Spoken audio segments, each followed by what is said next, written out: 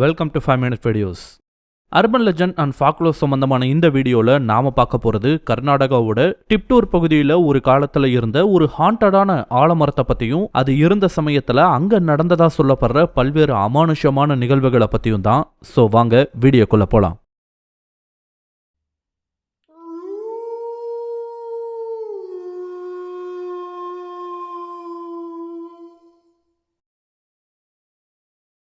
இந்தியாவில் பல ஊர்களில் பல கிராமங்களில் வாழக்கூடிய மக்கள் பல்வேறு விதமான நம்பிக்கைகளை கொண்டிருக்காங்க.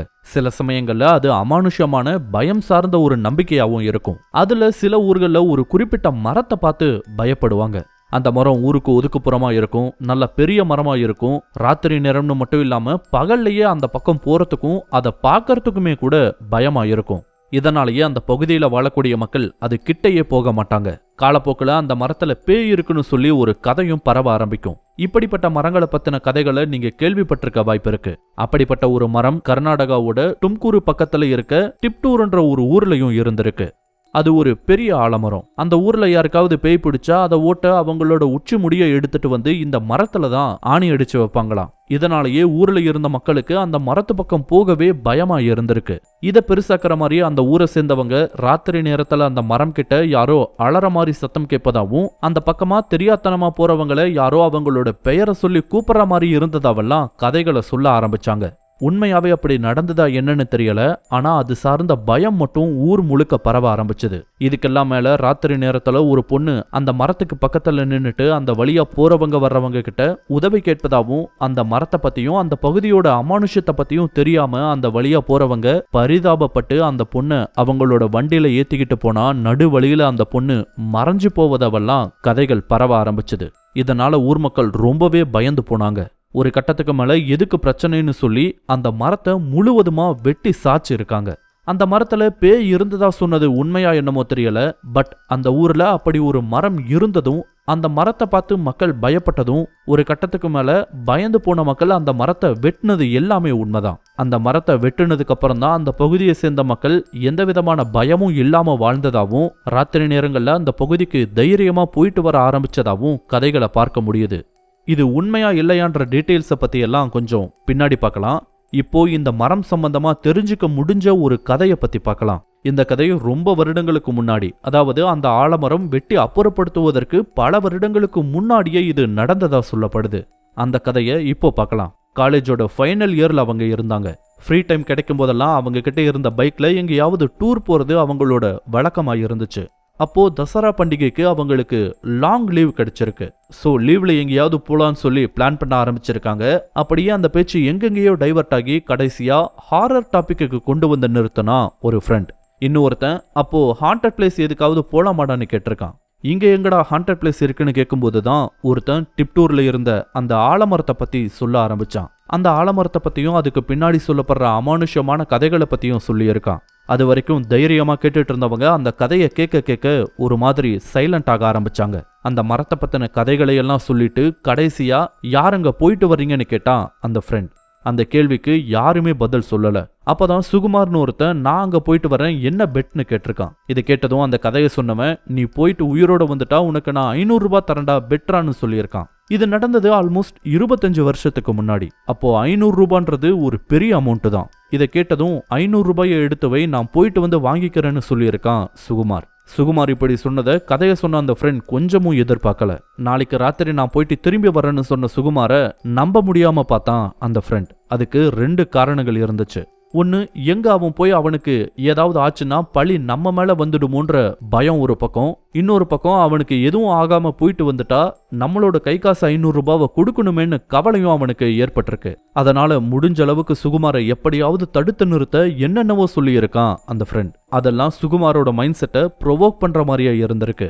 கண்டிப்பா நான் போயிட்டு வரத்தான் போறேன்னு சொல்லிட்டு கிளம்பி இருக்கான். அப்போ அந்த கதையை சொன்ன ஃப்ரெண்ட் கடைசியா சரி நீ அங்கதான் போயிட்டு வரேன்னு எப்படி நாங்க நம்புறதுன்னு கேட்கவும், சரி என்ன பண்ணலாம் நீயே சொல்லுன்னு கேட்டிருக்கான் சுகுமார். அதுக்கு முடிஞ்சா அந்த ஆலமரத்துல இருந்து ஒரு பெரிய விழுத கட் பண்ணிட்டு வா பார்க்கலான்னு சொல்லவும் அதுக்கும் சரின்னு சொல்லிட்டு போனா சுகுமார். இதையும் அவன் கொஞ்சம் கூட எதிர்பார்க்கல. மறுநாள் காலேஜ்ல ஃப்ரெண்ட்ஸ் எவ்வளவோ சொல்லி பார்க்கறாங்க, ஆனா அவன் கேட்கற மாதிரி இல்ல. அன்னைக்கு ராத்திரி அவனோட வண்டியை எடுத்துக்கிட்டு டிப்டூர்ல இருந்த அந்த மரத்தை நோக்கி போயிருக்கான் சுகுமார். அடுத்த 2 நாள் காலேஜ் லீவ் வேற. சோ திங்கக்கிழமை சுகுமாரை எதிர்பார்த்து காத்திருந்தாங்க மத்த எல்லாரும். அன்னைக்கு சுகுமார் காலேஜுக்கு வரல. சுகுமார் வரலன்றதும் எல்லாரும் பயப்பட ஆரம்பிச்சிருக்காங்க. அதுவும் பெட் கட்டுன அந்த ஃப்ரெண்ட் எங்க நம்மளால சுகுமாருக்கு ஏதோ ஆயிடுச்சோன்னு கொஞ்சம் கவலைப்படவும் ஆரம்பிச்சிருக்கான். அன்னைக்கு ஈவினிங் காலேஜ் விட்டதும் நேரா சுகுமார் வீட்டுக்கு போய் பார்க்கறாங்க. அங்க கை கால் தலையில கட்டோட பெட்ல படுத்துட்டு இருந்திருக்கான் சுகுமார். பதட்டமா போய் என்னடா ஆச்சுன்னு கேட்கும்போது தான் அன்னைக்கு ராத்திரி நடந்ததையெல்லாம் சொல்ல ஆரம்பிச்சிருக்கான்.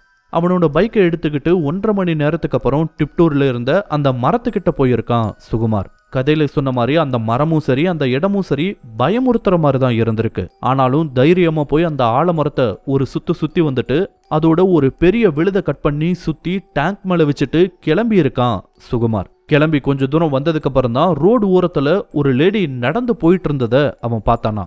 சுகுமாரோட வண்டி வெளிச்சத்தை பார்த்ததும் அந்த லேடி திரும்பி கை காட்டி அவனை நிறுத்தி இருக்காங்க. அவனும் நிறுத்தி என்னன்னு கேட்டிருக்கான். அந்த மெயின் ரோட் கிட்ட விட்டுறையா தம்பின்னு கேட்டிருக்காங்க அந்த லேடி. அதுக்கு சரி ஏறுங்கன்னு சொல்லிட்டு வண்டியை ஓட்ட ஆரம்பிச்சிருக்கான். போற வழியில இந்த நேரத்துக்கு இந்த இடத்துல தனியா இருக்குங்களே பயமா இல்லையான்னெல்லாம் கேள்வி கேட்டுட்டு வந்திருக்கான் சுகுமார். அந்த லேடியும் அந்த கேள்விகளுக்கெல்லாம் பதில் சொல்லிக்கிட்டே தான் வந்திருக்காங்க. ஆனா திடீர்னு பின்னாடி ஊரே சைலண்டா இருந்திருக்கு. வண்டியும் கொஞ்சம் லைட்டான மாதிரி இருக்கவும் சந்தேகப்பட்டு வண்டியை ஓட்டிட்டு திரும்பி பார்த்திருக்கான் சுகுமார். ஆனா பின்னாடி உட்கார்ந்திருந்த லேடி இப்போ அங்க இல்ல. இத பார்த்ததும் பயத்தினால வண்டியை கொண்டு போய் புதர்ல விட்டுட்டதாவும் அதுல தலையில அடிபட்டு அப்படியே மயங்கி போயிட்டதாவும் அடுத்த நாள் காலையில அந்த பக்கமா போன சிலர் அவனை காப்பாத்தி ஹாஸ்பிட்டல்ல சேர்த்ததாவும் சொல்லியிருக்கான் சுகுமார். இந்த மாதிரி அந்த மரம் பத்தியும் அங்க நடக்கிற பல்வேறு அமானுஷ்யமான நிகழ்வுகளை பத்தியும் நிறையவே கதைகள் அந்த மரம் வெட்டப்படுற வரைக்குமே அங்க சொல்லப்பட்டிருக்கு.